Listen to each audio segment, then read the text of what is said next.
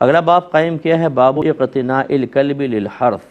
کھیت کی حفاظت کے لیے کتے کو رکھنے کا باب۔ حدیث نمبر ہے 2322۔ حضرت ابو ہریرہ رضی اللہ تعالی عنہ ارشاد فرماتے ہیں کہ رسول اللہ صلی اللہ علیہ وسلم نے ارشاد فرمایا، جس شخص نے کتا رکھا اس کے عمل سے ہر روز ایک قیرات کم کیا جاتا رہے گا، ماں سوا کھیت کی حفاظت کے یا مویشیوں کی حفاظت کے۔ اور ایک اور روایت میں ہے کہ حضرت ابو ہریرہ فرماتے ہیں کہ سرکار نے ارشاد فرمایا کہ ماں سوا بکریوں کی حفاظت کے یا کھیت کی حفاظت کے یا شکار کے کتے کے،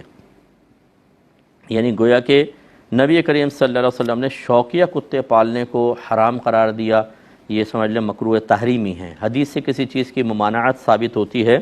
تو مکروہ تحریمی ہوتی ہے۔ مکروہ تحریمی حرام سے تھوڑا سا نیچے درجہ ہوتا ہے۔ حرام وہ ہوتا ہے جو قرآن کی بالکل واضح آیت سے منع ممنوع ثابت ہو جائے، اس چیز کو حرام کہتے ہیں۔ جیسے خنزیر کا گوشت کھانا، یہ قرآن سے منع ہے تو حرام ہے۔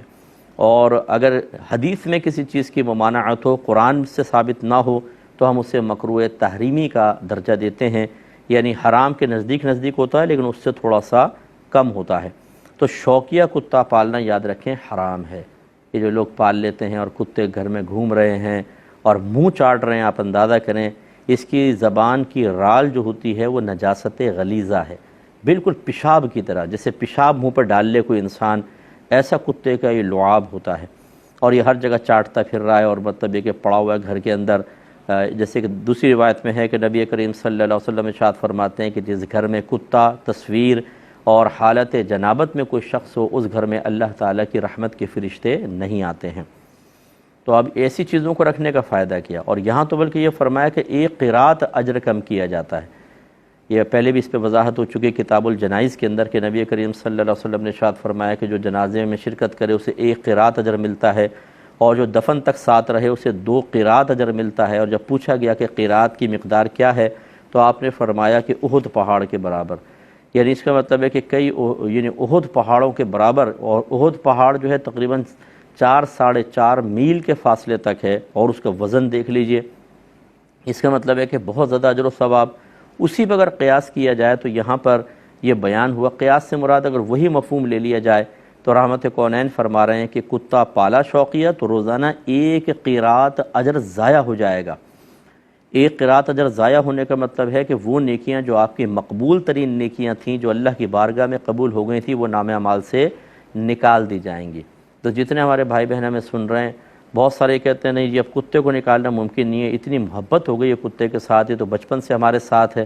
اللہ ناراض ہو جائے کوئی بات نہیں، رسول ناراض ہو جائے کوئی مسئلہ نہیں ہے، نام اعمال نیکیوں سے خالی ہوتا رہے، روزانہ ایک قرات اجر جاتا رہے، کوئی مسئلہ نہیں ہے۔ کتا نہیں جانا چاہیے کیونکہ جی کتے کی دل آزاری ہوگی،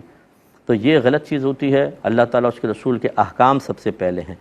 ہاں اب جیسے استثناء فرمایا سرکار نے گھر کی حفاظت کہ کل کتا پالا، اب ایسا نہیں ہو سکتا کہ آپ شوقیہ پالے ہوں اور سن کے کہیں کہ چلو ہم گھر کی حفاظت کا ارادہ کر لیتے ہیں۔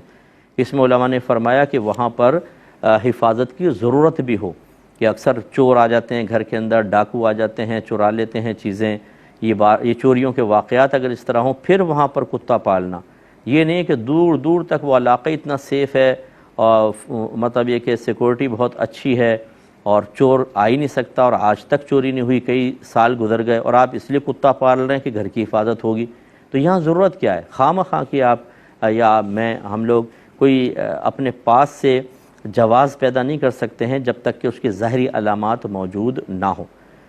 اسی طریقے سے بکریوں کے ریوڑ ہوتے ہیں، انہیں کنٹرول کرتے ہیں۔ اگر آپ نے دیکھا ہو یہ جو پہاڑی علاقوں کے اندر لوگ رہتے ہیں، کتے پالتے ہیں، بکریوں کے ریوڑ ہوتے ہیں، آدمی تو نہیں بھاگ سکتا، ویسے وہ بھی گھوڑے پر ہوتے ہیں اور کنٹرول کرتے ہیں، لیکن کتا بڑا اچھا کنٹرول کرتا ہے۔ اسی طرح غلے کی حفاظت، بعض اوقات بھیڑیے حملہ کر دیتے ہیں تو اچھے کتے رکھے ہوتے ہیں، یا شکار کرواتے ہیں کتوں کے ذریعے، اس کی بھی گنجائش ہے، اجازت ہے۔ تو ان کتوں کا استثناء ہے، یہ گویا کہ اگر گھر میں ہوں گے تو ہماری نیکیاں کم نہیں ہوں گی، لیکن اس پر بھی علماء نے یہ فرمایا کہ ان کتوں کو گھر میں نہ رکھیں، تھوڑا سا باہر کے ایریا میں رکھا جائے۔ جیسے گھر کی حفاظت کے لیے ہے تو اندر نہ رکھیں، بلکہ وہ جیسے گیلری ہے باہر تو وہاں پہ رکھ دیں، یا رات میں کھلا چھوڑ دیں، وہ اطراف میں گھومتا رہے، لیکن گھر کے اندر نہ رکھیں، یہی بیسٹ ہوتا ہے۔ اور اسی سے اناف نے یہ کہا کہ جب نبی کریم صلی اللہ علیہ وسلم نے کچھ کتوں کو رکھنے کی خاص مقاصد کے لیے اجازت عطا فرمائی تو کتے کی خرید و فروخت بھی جائز ہوگی، کیونکہ ایسے سدھائے ہوئے کتے جو شکار کریں، جو ریوڑ کی حفاظت کریں، یہ تربیت یافتہ کتے آپ کو گلیوں میں تو ملنے سے رہے، بیکار سے کتے ہوتے ہیں وہ تو۔ اس کا مطلب ہے کہ جب تربیت یافتہ کتا خریدیں گے تو اس کی قیمت ہوگی۔ جیسے اب یہ سیکورٹی کے لیے کتے رکھے ہوتے ہیں جو سونگھ کے بتا دیتے ہیں کہ ڈرگز وغیرہ سامان میں ہے یا نہیں، تو اس طرح کے کتوں کو خریدا ہی جائے گا، تو ان کی پھر خرید و فروخت بھی جائز ہوگی۔ اس کا مطلب ہے کہ کتوں کی لائف سٹاک کا کام کرنا بھی شرعاً فقہ حنفی کے روشنی میں جائز ہوتا ہے، لیکن بشرطے کہ وہ وہی کتے ہوں کہ جو یا تو شکاری کتے ہوں یا گھر کی حفاظت کر سکتے ہوں۔ یہ جو فینسی کتے ہوتے ہیں جن کو ایک لات مارے تو اڑ کے وہاں دور چلے جائے، کچھ کرنے کے قابل نہیں ہوتے اور وہ خالی خوبصورت ہوتے ہیں یا بالوں کا اسٹائل ان کا ایسا ہوتا ہے، ان کو پالنا تو ان میں اور کچھ نہیں ہو سکتا سوائے اس کے کہ شوقیہ ان کو پالا جائے۔ ایسے کتوں کا کاروبار کرنا شرعاً صحیح نہیں ہوگا۔ ہاں وہ کتے کہ جو واقعی اچھے مقاصد کے لیے ہوں یا جس کی نبی کریم نے اجازت فرمائی، ان کا آپ کاروبار کر سکتے ہیں اور اس کا لینا دینا صحیح ہے۔ اور جہاں ہم پیچھے پڑھ چکے ہیں کہ نبی کریم صلی اللہ علیہ وسلم نے کتے کی کمائی سے منع فرمایا، تو وہاں ہم نے وضاحت کر دی تھی کہ وہ مراد وہ والا کتا ہے جو شوقیہ پالا گیا ہو، یا پھر یہ پہلے سرکار نے اس کو منع فرمایا اور پھر جب چند کتوں کا استثناء کر دیا تو پھر یہ حکم منسوخ ہو گیا کہ کتے کی کمائی منع ہے، اب جائز ہے۔ تو اس لیے اس پہ ذرا توجہ کرنی چاہیے۔ اور ہمارے نبی کریم صلی اللہ علیہ وسلم نے جہاں اجازت دی وہاں اجازت ہے، اور جہاں ممانعت ہو وہاں پر اپنے شوق کو، اپنی پسند کو قربان کر دیں اور اللہ کی رضا کی خاطر معاملہ کریں۔ اگر کسی کو بہت زیادہ جانور پالنے کا شوق ہے، کتے کی جگہ بلی پال لیں آپ۔ یہ کیٹس جو آتی ہیں فینسی کیٹس، یہ بہت اچھی ہوتی ہیں، ان کی آپ سینڈ علیحدہ رکھ دیں انہیں مٹی، تو وہیں جا کے یہ پیشاب وغیرہ کریں گی، گھر کو خراب بھی نہیں کرتی ہیں۔ اور بلی کو نبی کریم صلی اللہ علیہ وسلم نے منع نہیں فرمایا۔ سرکار وضو فرما رہے تھے، ایک بلی آ گئی تو رحمت کونین صلی اللہ علیہ وسلم نے وضو کا پانی اس کے سامنے کر دیا، اس نے پانی پیا اور چلی گئی، اور سرکار نے اسی پانی سے وضو فرما لیا۔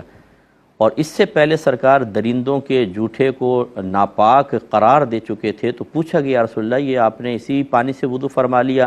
تو ارشاد فرمایا کہ یہ بلی اور بلے جو ہیں یہ طوافین اور طوافات میں سے ہیں۔ مراد یہ کہ طوافین مانے بار بار چکر لگانے والے، یہ بہت زیادہ تمہارے گھر میں آتے ہیں، تو گویا کہ سرکار نے فرمایا کہ میں ان کو درندہ قرار دے چکا ہوں اور یہ درندے ہی ہیں، اور درندوں کا جوٹھا ناپاک ہوتا ہے، لیکن چونکہ یہ بار بار تمہارے گھروں میں آتے ہیں، اب اگر میں ان کے جوٹھے کو بھی ناپاک قرار دوں تو کبھی یہ دودھ میں منہ ڈالیں گے، کبھی کھانے میں منہ ڈالیں گے، کبھی پانی کو چاٹیں گے، اور تمہارا یہ دودھ اور پانی خراب ہوتا رہے گا، اور برتن بھی ناپاک پھر کہلائے گا، اسے بار بار پاک کرو گے اور حرج شدید میں مبتلا ہو جاؤ گے۔ لہذا رحمت کونین صلی اللہ علیہ وسلم نے امت پر آسانی کے لیے بلی کے جوٹھے کو پاک قرار دے دیا، تو لہذا بلی گھر میں پال سکتے ہیں، اور اس قسم کی جیسے میں نے عرض کیا اچھی بلیاں جو ہیں یہ کہیں پہ آپ کے گھر خراب بھی نہیں کریں گے اور آپ کا شوق بھی پورا ہو جائے گا۔ لیکن کتا نہ رکھیں، اس کی جو رال ہوتی ہے ویسی نجاست غلیظہ ہے، اور اس میں بعض اوقات اگر آپ کیئر نہیں کرتے کتے کی تو اس میں ایسے جراثیم ہوتے ہیں کہ جو انسان کی صحت کے لیے انتہائی مضر ہو سکتے ہیں۔ جب اللہ کے نبی نے منع فرما دیا تو بس کچھ نہ بھی ہو، عقل اسے تسلیم نہ بھی کرے، یعنی اس کے اندر عقلی لحاظ سے آپ کی وجہ بیان نہ بھی کر سکیں، جب اللہ کے نبی نے منع کر دیا تو اس سے باز آ جائیں۔ اگلی حدیث ہے 2000